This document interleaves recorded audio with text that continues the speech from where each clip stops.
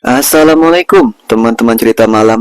Kali ini saya akan membahas cerita horor tentang kisah pesugihan darah yang mengorbankan satu keluarganya.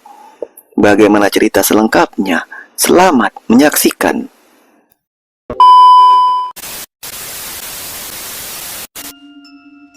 Tak semua kekayaan datang dari kerja keras. Ada yang cepat dapat, begitu hingga membuat tetangga bertanya-tanya. Tapi di balik itu ada harga yang jauh lebih mahal dari sekedar uang, darah, nyawa, dan jiwa. Di sebuah desa terpencil bernama Karangjati, kisah kelam ini terpatri dalam ingatan warga hingga kini, tentang seorang lelaki yang bernama Surya yang menjual jiwanya demi mengangkat keluarga dari kemiskinan, tapi justru berakhir sebagai pembawa maut bagi orang-orang yang ia cintai.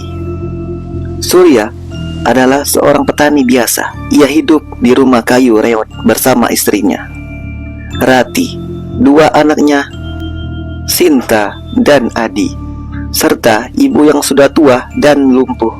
Setiap hari, Surya bertani dari pagi hingga malam. Namun hasilnya nyaris tak cukup untuk makan. Sementara tetangganya yang dulu selevel dengannya kini sudah memiliki motor baru, rumah bata, dan ladang yang luas. Anehnya, perubahan mereka datang dengan waktu yang sangat singkat, hanya berapa bulan.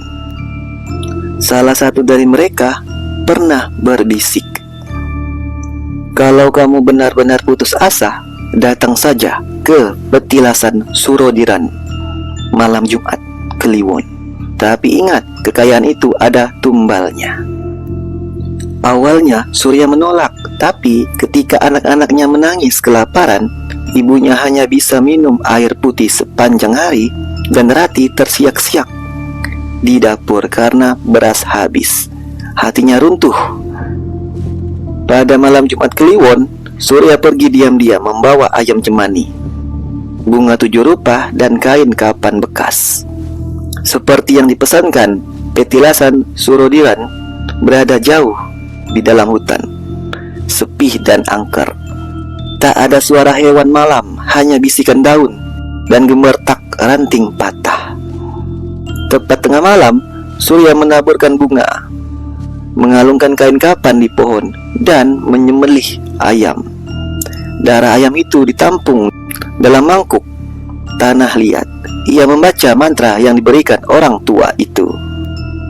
Langit mendadak mendung, angin berhenti. Lalu muncullah sosok raksasa hitam dengan mata menyala merah. Kiai Sambu menjaga kekayaan gaib.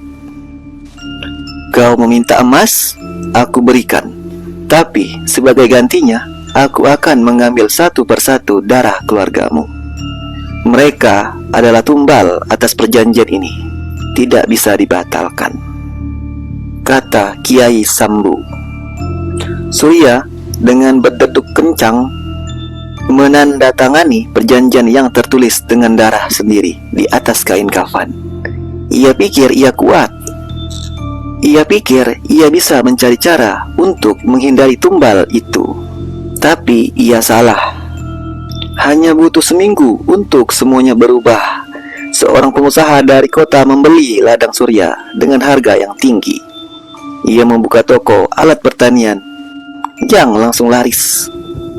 Surya pun membeli motor dan perabot rumah tangga yang baru. Orang-orang desa mulai membicarakannya. "Cepet banget ya suksesnya. Dulu panennya gagal terus, sekarang bisa beli motor baru," kata warga desa. Namun Surya pura-pura tidak tahu. Ia berusaha fokus bekerja dan membahagiakan keluarganya. Tapi di lubuk hati ada rasa cemas yang tak bisa dibuang. Dan ketakutan menjadi nyata ketika Sinta, putri sulungnya, jatuh dari tangga dan meninggal di tempat. Lehernya patah. Tidak ada yang tahu kenapa dia bisa jatuh.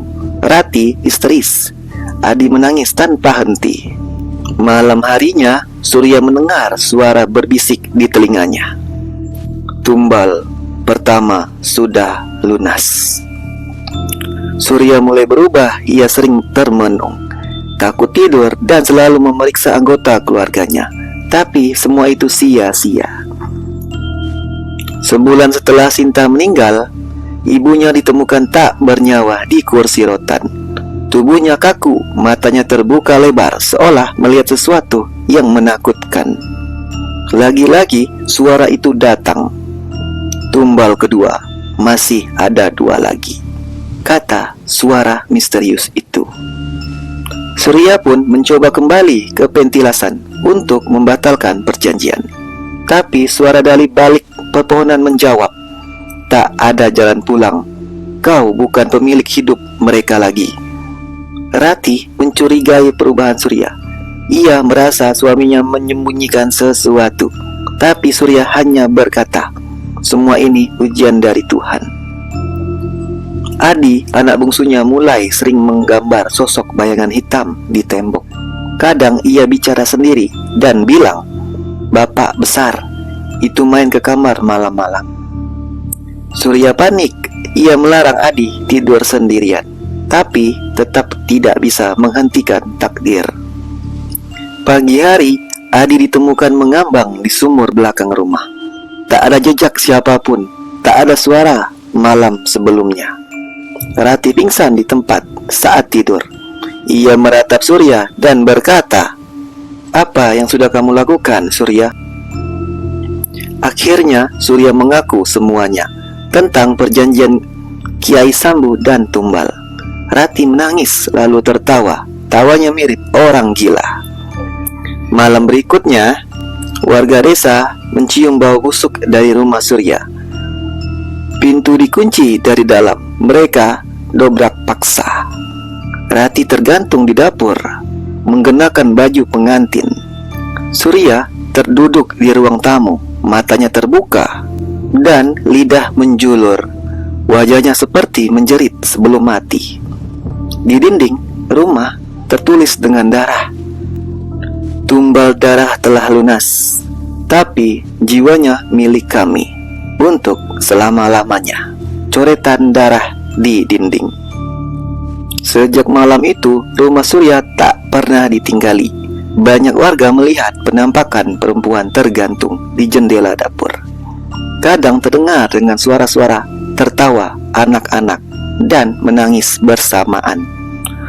Sumur belakang ditutup dengan batu, tapi suara air gemercik masih terdengar, seperti ada yang berenang. Petilasan Surodiran kini dianggap tempat terlarang. Tapi bagi yang putus asa dan rakus, godaan itu akan selalu datang untuk menjadi kaya raya. Nah, itulah kisah tentang pesugihan darah yang mengakibatkan satu keluarganya menjadi tumbal. Bagaimana menurut kalian? Tulis di kolom komentar. Semoga kalian suka dan terima kasih.